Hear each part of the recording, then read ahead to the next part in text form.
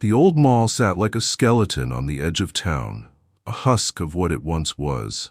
They said it had burned 10 years ago, an electrical fire that gutted half the food court and left the rest to rot.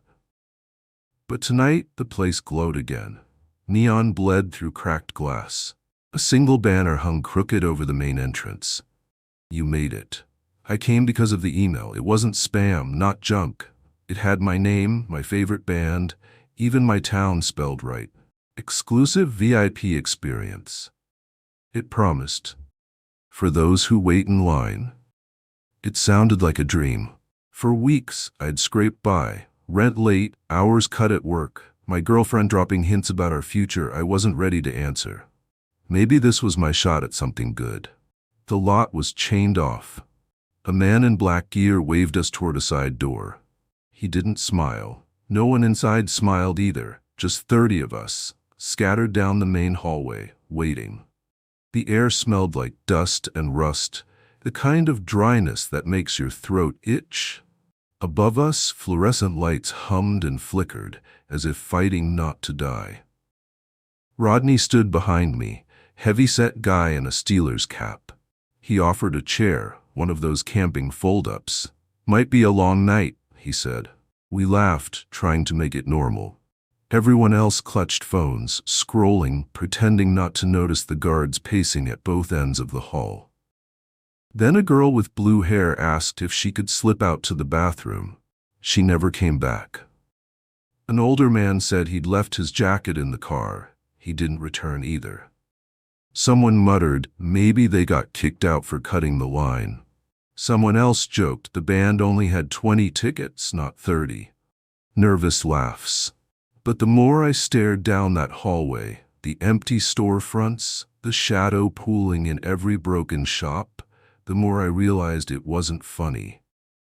This wasn't how promotions worked. This wasn't how concerts worked. That was when the screaming started. It came from the front of the line. A man in flannel had stepped out saying, "Screw this." He wasn't waiting around all night. His voice carried, "Y'all are idiots." He took 3 steps toward the exit before the light snapped off. 10 seconds of pure dark, shuffling. Breathing that wasn't ours. A metallic scrape like claws across tile. When the lights flickered back, the man in flannel was gone. All that remained was a smear of blood leading into the wall, as if the plaster had swallowed him whole. People broke. A woman sobbed into her hands. 2 teenagers bolted toward the locked entrance, pounding fists against the chains until the guards dragged them back. "Stay in line," one guard barked, voice hollow through his mask. "It's safer that way." Rodney grabbed my arm, whispering, "This ain't no concert, brother. This is a trap." I wanted to argue, wanted to believe the email, the promise, but the blood on the floor glistened too real. Then a girl, skinny, jittery, eyes wide, pulled a knife from her hoodie. "Don't you get it?" she screamed. "If anyone leaves, we all die." People backed off, raising hands. She shook, pointing the blade from one to another. Before anyone could move, the lights snapped off again. This time, I swear I heard chewing. When the hall lit up, the man who'd tried to grab her was gone. His phone lay buzzing on the ground, screen cracked, still playing music. And on the wall above it, scrawled in something wet, "Wait." The knife girl wouldn't stop shaking. She kept muttering under her breath, words tangled, half prayers, half warnings. Nobody wanted to look her in the eye. We all knew what we'd seen, but none of us wanted to say it out loud. The guards didn't move. They stood like statues at each end of the hall, shadows spilling off their boots, hands clasped in front as if they were ushers at a funeral. That was when one finally spoke. "You can wait here, or you can move deeper. Choice is yours." No one asked what deeper meant. Maybe because we were afraid of the answer. Maybe because the stink of blood still hung in the air. A man in a leather jacket said, "Screw it," grabbed his girlfriend's hand, and started walking toward the mall's interior. Others followed, desperate for motion, for escape. Rodney and I got pulled along with them, swept into the dark like debris in a river. The deeper we went, the worse it felt. Stores sat gutted, mannequins tipped over, glass cracked into spider webs. Every step echoed too loud. The further lights were dimmer, some buzzing out in long intervals that left us blind. We passed an old electronics shop, shelves bare, wires dangling. One guy broke from the group, ducking inside with his phone's flashlight. "Maybe they've got batteries," he said. His beam flicked across cracked TV screens. Then every screen lit up at once, dozens of faces staring back at us. His face. He didn't scream. He just froze, like the TVs had swallowed his soul, eyes glowing faint green through the static. Then the power snapped off, plunging us into black. When the light returned, the shop was empty. His flashlight rolled across the floor, circling like it was being nudged from the inside. Rodney spat on the tiles. "Hell no. We're next if we don't move." We pushed forward, hearts pounding. Somewhere above us, the ceiling groaned. A shadow slid fast along the upper floor balcony. Too big to be human, too smooth to be an animal. Nobody wanted to name it. Then came the growl. Low, guttural, vibrating through the escalator rails like a warning. Half the group ran, scattering into side halls. The rest of us pressed close, backs to each other. I kept hearing it. Footsteps, claws scratching concrete, circling. That was when the knife girl whispered, "It's in the walls, I told you." And right on cue, the drywall beside us buckled inward, dust raining down. Something massive pressed from behind it, straining to break through. The whole mall felt alive, breathing. The wall pulsed like it had lungs, plaster cracking outward as claws scraped from the inside.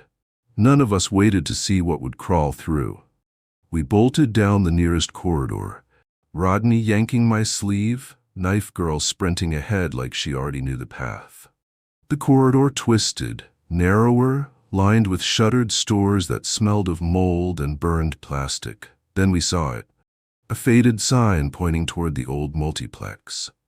Double doors hung crooked, one still plastered with a movie poster so sun-bleached the faces looked skeletal. We shoved inside. The air hit different, damp, stale, thick with mildew. The doors slammed behind us without a hand touching them. Every bulb in the lobby snapped alive at once, humming like a generator waking up. The knife girl's breath caught. "It's starting," she whispered. We didn't know what she meant until we stepped into the main theater. Rows of seats stretched out before a massive screen. The projector flickered on, unspooling a reel none of us recognized. At first I thought it was concert footage, bright lights, roaring crowd. But the camera panned closer and my stomach turned. The crowd wasn't strangers, it was them. The ones we'd lost. The blue-haired girl, the man in flannel, the guy from the electronics store. All of them sitting in neat rows, eyes pale and glowing, clapping in perfect rhythm. On screen, their mouths moved, chanting in unison. We couldn't hear the words, but the vibration thrummed in our bones. Rodney swore, backing toward the exit. That was when the seats in front of us started shifting. Leather groaned. Heads rose, one by one, as if the theater had been full the whole time. They weren't people. They only looked like them. Skin too tight, jaws unhinging wider than they should, fingers bending backward against the armrests. The projector light caught their eyes, bright, hungry, inhuman. "Back!" Rodney yelled, but the doors behind us wouldn't budge.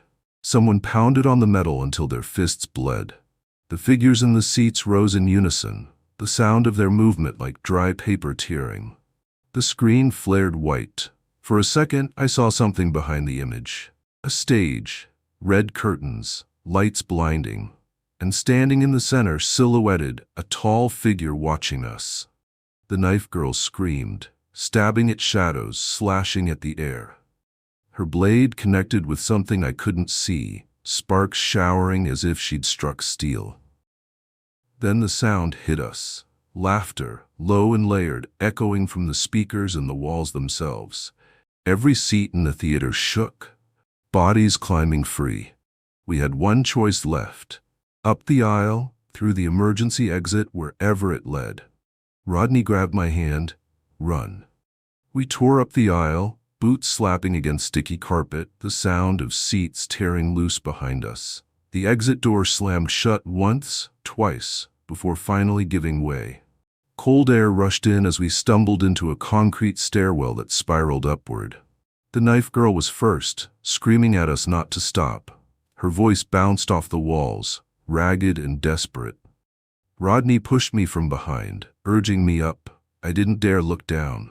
Every echo below sounded like claws dragging on metal. At the top, a rusted door. Rodney threw his shoulder into it until the frame cracked and the night spilled out. We clambered onto the roof, gasping. For a heartbeat, I thought we'd made it. Then I saw the lights. The rooftop had been turned into a stage. Flood lamps blazed, washing the cracked tar in blinding white. Banners rippled in the night air. VIP experience. Speakers thrummed with a low hum, waiting to explode. And there were people. Dozens of them, seated in perfect rows on folding chairs, clapping in rhythm. My stomach flipped when I recognized faces. Rodney's gone buddy in the Steelers cap, the blue-haired girl, the man in flannel. All of them here, staring straight ahead with those washed-out eyes. We weren't free. We were center stage. Rodney cursed under his breath, backing away, but spotlights swung to follow him like hunters' scopes. The seated crowd began to chant, a hollow sound that rattled in my ribs. The knife girl broke. She ran toward the edge of the roof, knife raised high. She didn't even make it 10 steps. Something black and massive vaulted from the shadows, landing on her like a dropped engine block. The thing's body rippled, stretching, jaws splitting to clamp around her midsection. Her scream cut off as she was dragged out of sight. Rodney pulled me toward the fire escape, but it was already crawling with shapes. Dog-like, but too tall, their limbs bending wrong, eyes shining like coals. We were boxed in. Then the screen behind the stage flickered alive, projecting a figure larger than life. The band's lead singer, or something wearing his face. His smile stretched unnatural, teeth too even, eyes too empty.